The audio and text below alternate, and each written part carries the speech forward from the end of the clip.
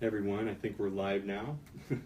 I'm Michael Scadden with the Jack D Institute of Public Policy at FIU, part of the Stephen J. Green School of International and Public Affairs. I'm sitting here with Dr. Frank Mora. He's the director of the Latin America and Caribbean Center here at FIU. And we're going to discuss U.S.-Cuba relations. We have a possible shift in U.S. policy towards Cuba coming up on Friday.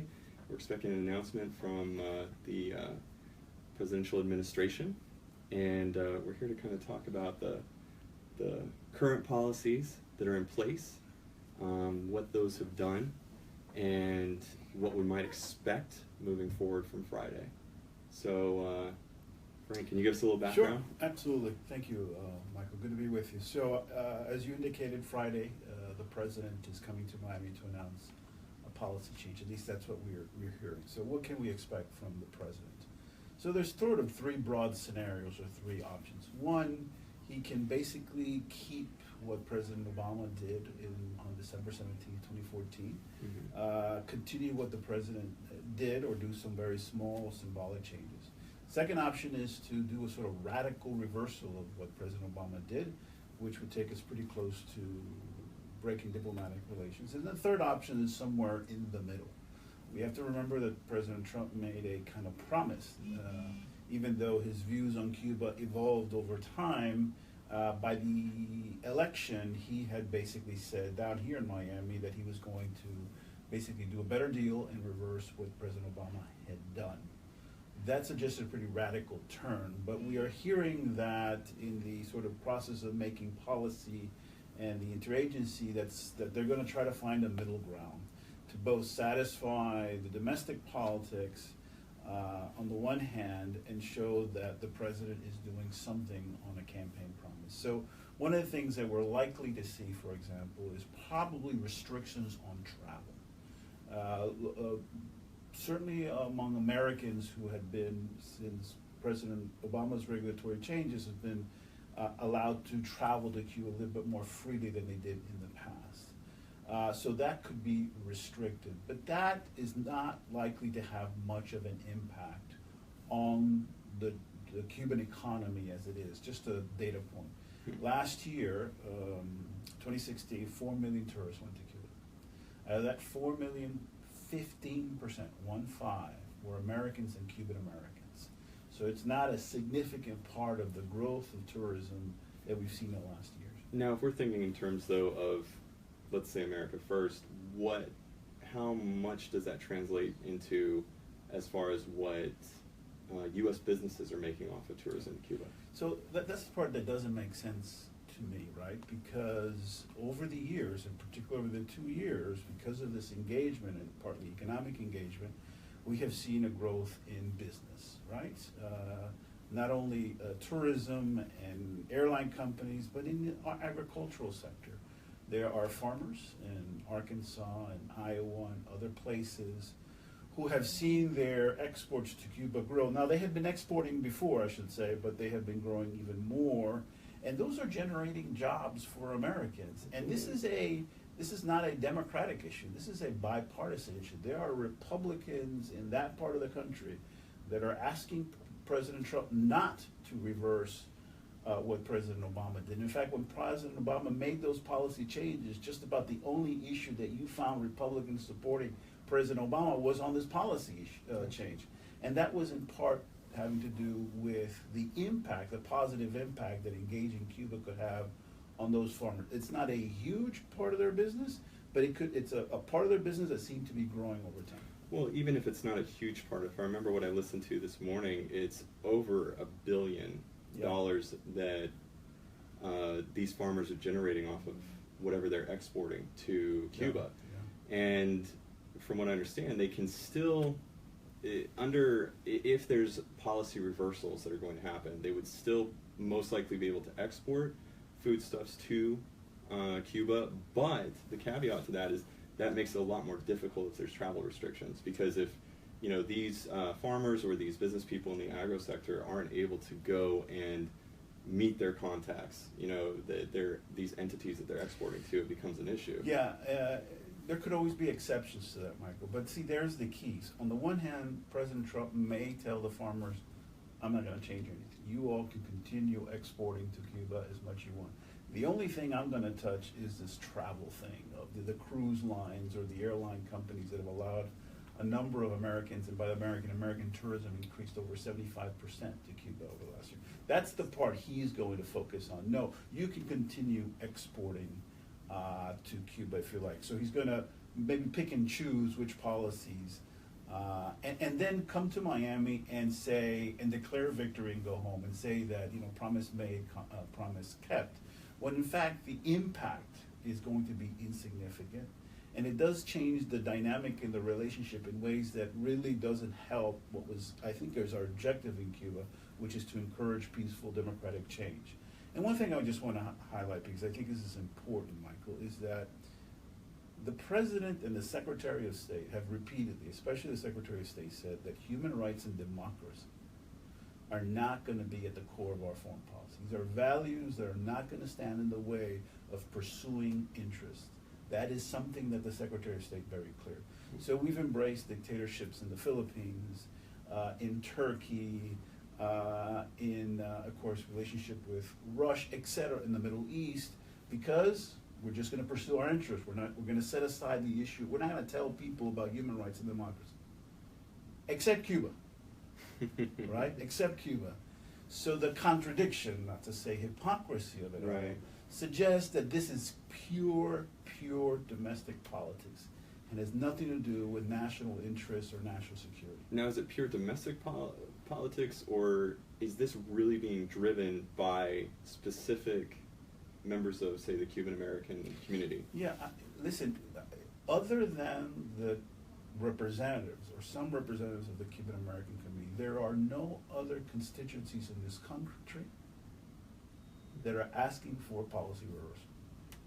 Republicans such as Jeff Flake and other congressmen and senators from Nebraska or Arkansas or Iowa on this issue do not want a policy change and have written letters to President Trump asking not to reverse the policy. So the only constituency in this country that is asking or insisting on a policy change is Marco Rubio, Senator Marco Rubio, Congressman Mario Diaz-Balart, and maybe one or two others. Understood. And I think one more time I want to emphasize it's not just travel and tourism that will be affected by any policy reversals, but other industries as well, especially the agricultural industry. It could. We don't know.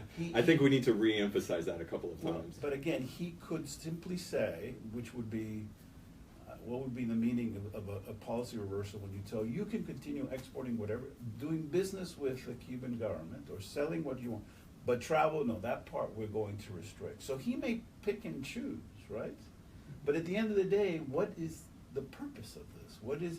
What's the objective? If you're going to, if the notion of putting pressure on the regime in the hope that it will collapse failed during 55 years, tinkering with President Obama's policy change isn't going to change that dynamic. So why do it?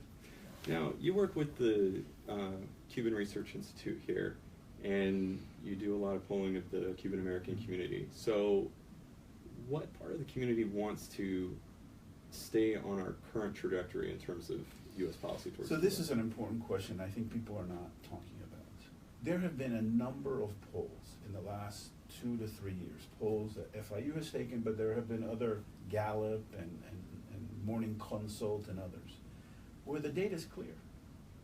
A majority of Americans, 65% of Republicans in the country, believe that we should keep the policy with Cuba that we have. And according to our own poll, before the election, but in September, I think it was of last year, 62, maybe 64% of Cuban Americans support ending the embargo. So, and that's of all age groups. Across age groups. Now, the older you are, the older Cuban American you are, the less supportive you are of President Obama's policies. Gotcha. But overall, about 60%. So the question is, politically speaking, who are these representatives representing and insisting on a policy change when you have those kinds of numbers. So there is, Michael, an incongruence between what the representatives are pushing and where their constituencies are according to all of this data and polling on the Cuba issue. So one has to ask, in the future, if in fact President Trump decides to end all travel or to limit travel, including Cuban Americans, to once a year, which is what, as I understand, Congressman Diaz-Balart wants, how will their constituency, Cuban Americans that are going to Cuba 3, 4, 5, 6 times a year, how will they react and respond to the idea that they can no longer travel to Cuba to see their family? That might be a good question when it comes to elections to some of these positions in the very near future. Yeah. So I think we touched on that. So how does Cuban American sentiment drive current policy and possible policy shifts?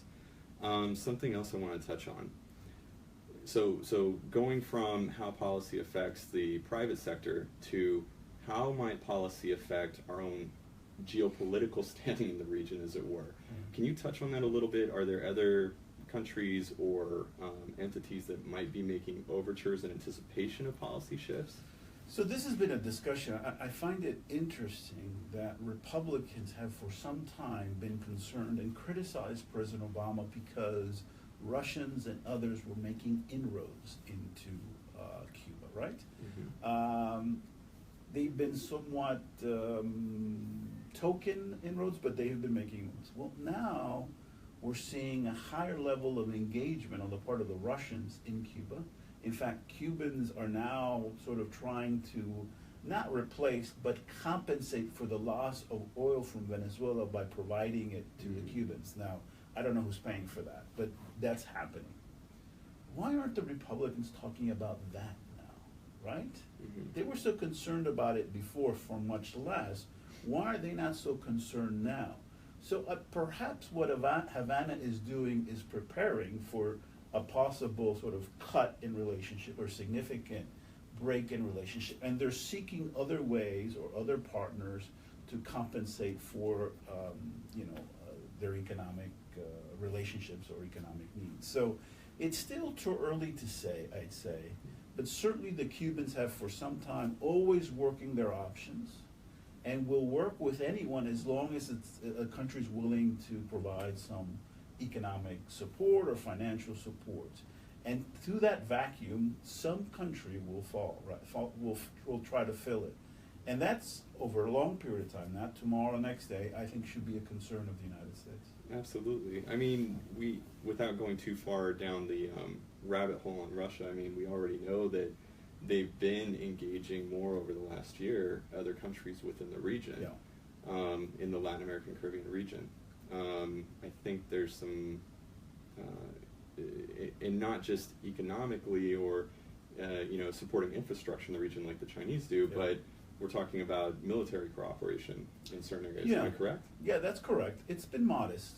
I'm not going to exaggerate Russian engagement in the region. I think it's been more about poking the United States in the eye, right, from a diplomatic standpoint. But I think the biggest concern should be Cuba, right, because of a historic relationship that existed. Yeah. Now, can Russia sustain, subsidize Cuba like the way it used to? Of course not. Mm-hmm. Right? Absolutely not. But they'll find other ways of engaging Cuba, and we should always be concerned about what Russia is doing for no other reason because of what the Russians did in our elections. Right. Yeah, I think this is a quote, and I can't properly attribute it, but it was something along the lines of, wouldn't we rather see a U.S. tourism vessel in Havana port rather than a Russian military Yeah. vessel? I mean, like, that's kind of like, is this what should drive policy or not? Now, I just don't see, I mean, this is sort of what I don't understand. Why do we want to return to a policy that failed for 55 years? Right. Because of the argument that over the last 2 years we didn't get what we wanted.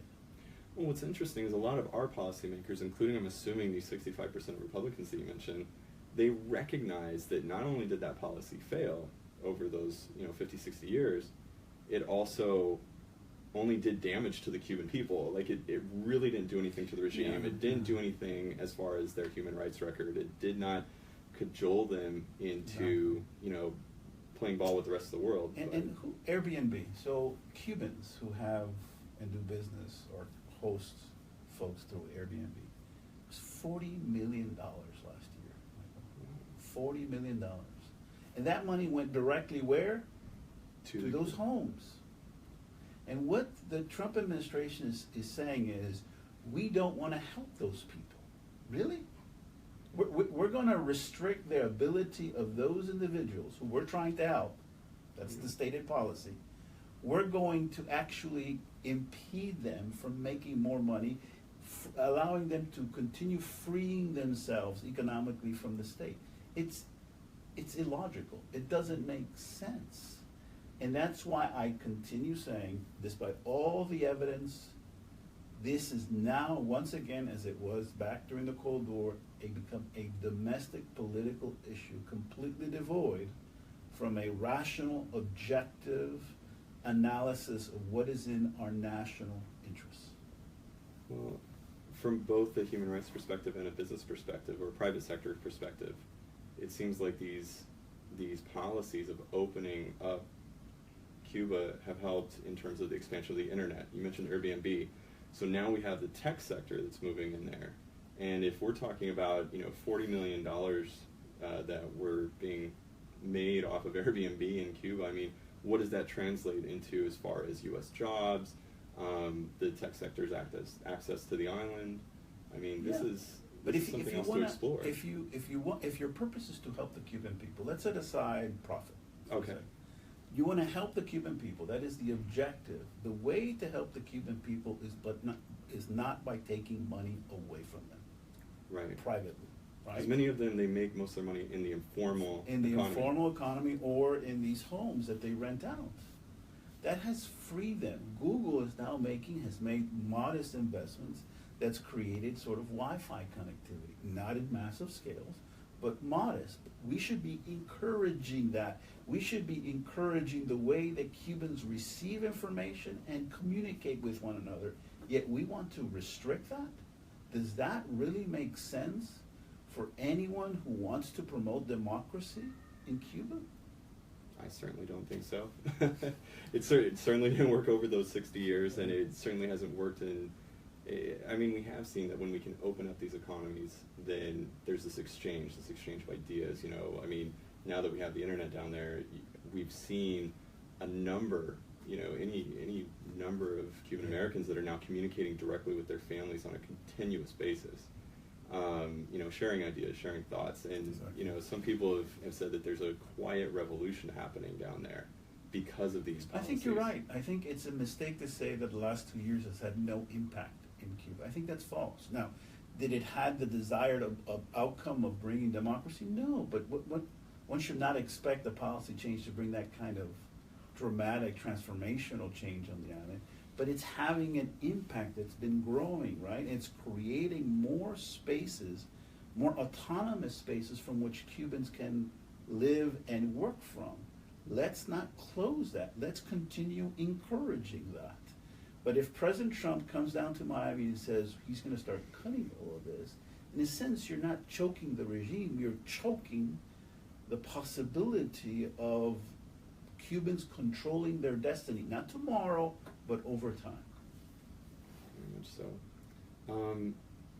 If we had to, I mean, we've gone over some of the positives that Obama-era policies have had. You know, if we could list some of those other outcomes, what have been some of the most positive outcomes from a shift in U.S. policy since, I think, 2014, correct? Yes. So what have been some of the most positive outcomes in those policy shifts? From those policy shifts? Well, for example, today, people don't know this, but 30% of the workforce is in the private sector in Cuba, right? 30%.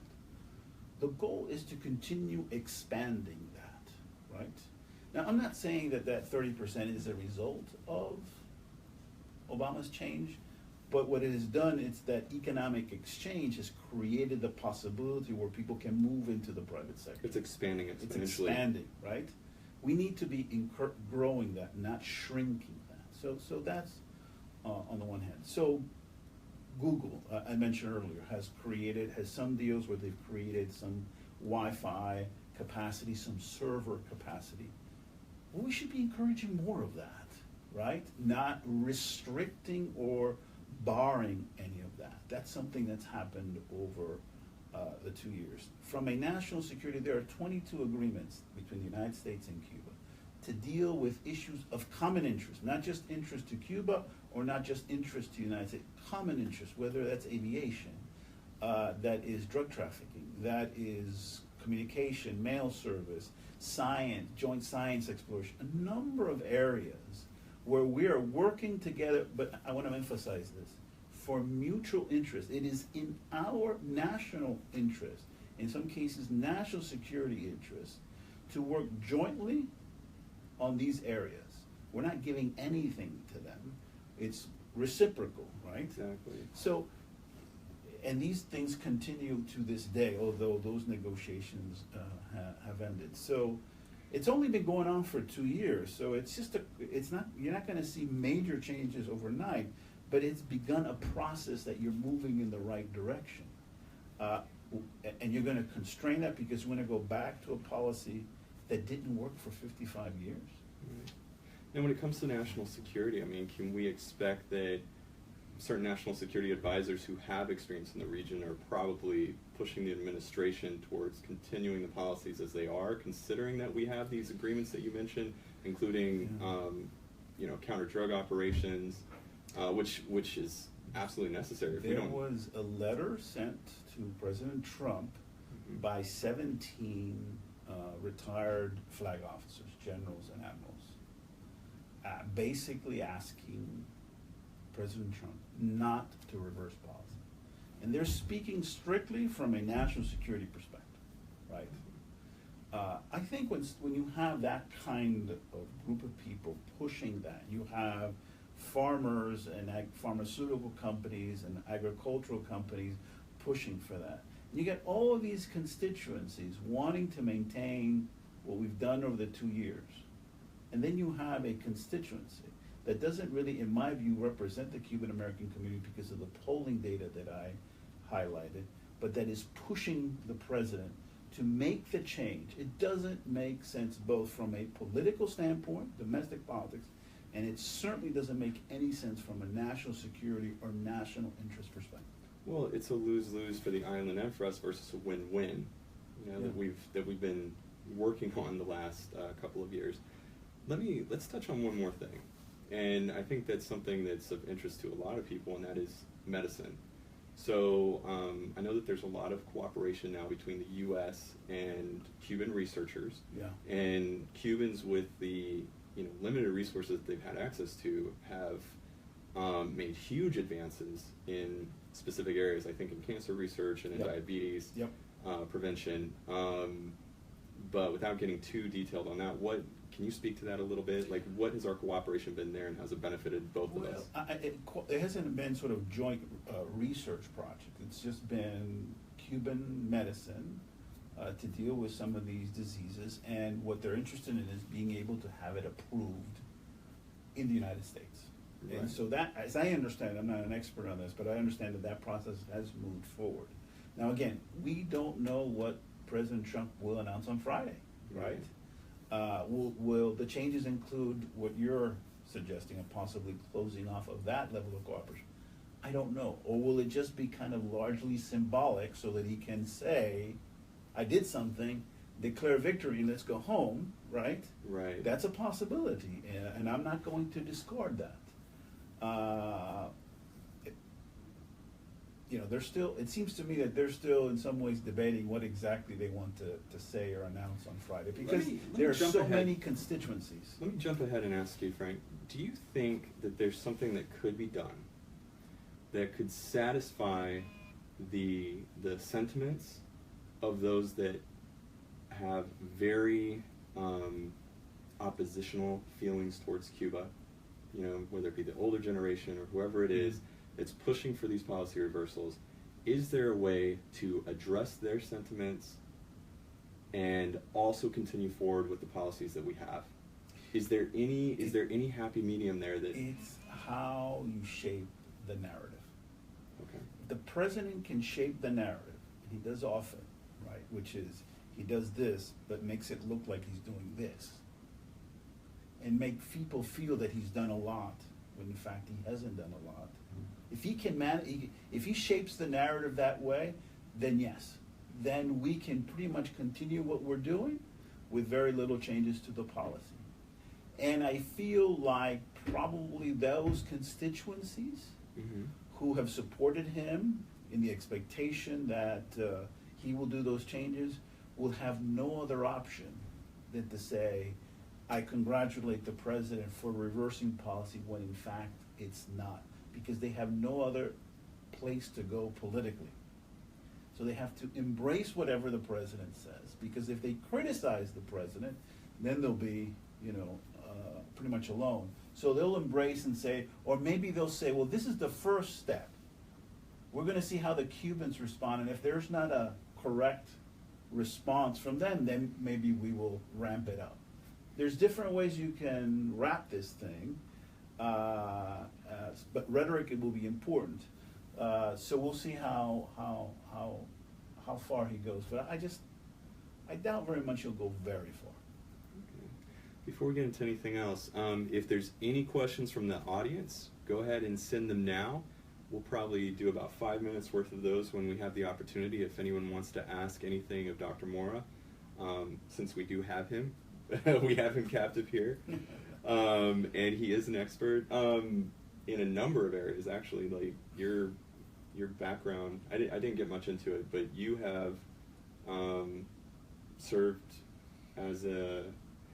Give us a little background as far as like your government service. So before arriving here at FIU, which I came here in summer of 2013, for the previous 4 years or so, I served as the Deputy Assistant Secretary of Defense for the Western Hemisphere during the first term of President Obama. And so from that position, my responsibility as a policymaker and an actor in the interagency was to be involved in the making of policy, and my responsibility was largely in the area of defense and security in terms of our engagement with the rest of the Americas. So this is something you've worked directly on in terms of U.S. policy. Yeah, so during my first term, during Obama's first term, there was no engagement, there was no policy change, there was really no contact between the United States and Cuba, and certainly not in the military realm. So I wasn't involved, I wasn't able to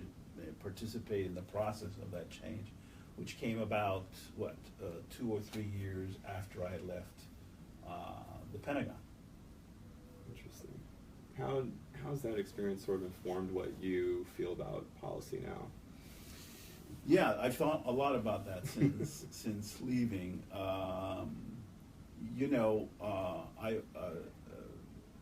I understood better how policy is made, the sort of typical sausage-making process that they talk about, how idiosyncratic, how complex it is. I often refer to the importance of individuals in the process of making policy, and personalities and interpersonal relations in the room that's making those policies. Do you have a story, an example of that? There's an apocryphal story that a friend of mine likes to tell. He says it's true, but I remember going into one of my first, if not the first, interagency meeting in the White House. And in these meetings at my level, there are representatives from different agencies there. And I realized in that first meeting that it wasn't so much the agencies that we each represent and therefore speak on behalf, but it's about individuals, their idiosyncrasies, their insecurities, their lack of knowledge, their personal relationships. And I was leaving the room in the White House, and my friend who was leading the discussion comes up to me and says, Frank, what's wrong? I guess he saw despair in my face. And the story is that I said to him, everything I learned in graduate school was not true about how foreign policy is made, because we often learn about structural factors, institutional factors that shape policy, and they do. But there's other variables, the sort of the intangible aspects of policy that really shape policy, and that Like we you said, suffer- personality can end up shaping policy. I quite think a so. bit, you know? Yeah, not always, but I've seen how that is certainly influential. Excellent. It's a good experience. Do we have any questions at all? None? Okay. Is there anything else you want to touch on? Like, is there a specific message that you want to get out there before Friday? Well, I mean, again, it would be unfortunate if, in fact, the president decides to go a sort of full or near full reversal.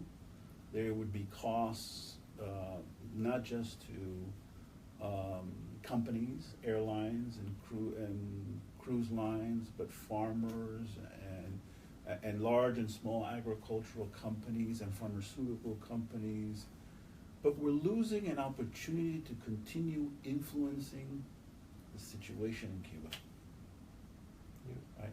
If we decide to close, what we're doing is we're closing us off from Cuba. We're taking our marbles, going home, in the hope and expectation that that somehow is going to produce change on the island. It will not. How do I know that? Because for 55 years we tried that and it didn't work. We should continue engaging the island country, 90 miles from our shores, because what matters in the island has an impact, and not just in South Florida, although absolutely, but even throughout this country. So we should not be scared of engaging dictatorships, right? If it's in our interests. Always having in mind, I think, the principle and the value of our foreign policy, which is democracy and human rights. And when we talk to the Cubans, we should insist and continue talking about that issue. But we shouldn't run away from it, which is what I fear we might do. It's unfortunate. I mean, just to me on a personal level, I mean, you know, I served in the military a long time ago, and one of the things that I know was driving me at the time was the idea that human rights and democracy was at the core of our values, and to take that away or say that that's not part of our foreign policy anymore is kind of concerning. But if we have to look at this specifically from a selfish perspective, I mean, there's huge economical drawbacks, and as you mentioned, national security drawbacks, not just in terms of, you know, what we have, you know, how we feel about Cuba or what we expect from Cuba, but the fact that we have national security cooperation with Cuba. I mean, that's... And again, engaging Cuba doesn't mean we don't care about democracy and human rights. Quite the opposite. Absolutely. We engage because we care. How can we care about them, say that we care about democracy and human rights, and then decide to disengage? Exactly. Well, and as you said, you know, the last 60 years haven't worked, and yet the last two we have seen some progress. Mm-hmm. We've seen this quiet revolution happening. Well, if there's any other final thoughts you have? Only to thank you. And no, stay tuned thank you. For Friday. I always feel so privileged to have access to a foundation of experts here at FIU and at other organizations that I've had the privilege to work with lately. Again, I'm Michael Scadden with the Jack Gordon Institute of Public Policy, finishing up a conversation on U.S.-Cuba relations here with Dr. Frank Mora of FIU's Latin America and Caribbean Center. Thank you very much for joining us. If you do have questions later on, go ahead and leave them in our comment section, and I'll see what I can do to get Frank on the horn to help us answer those questions. Happy to do it. Thank you. Again, thank you.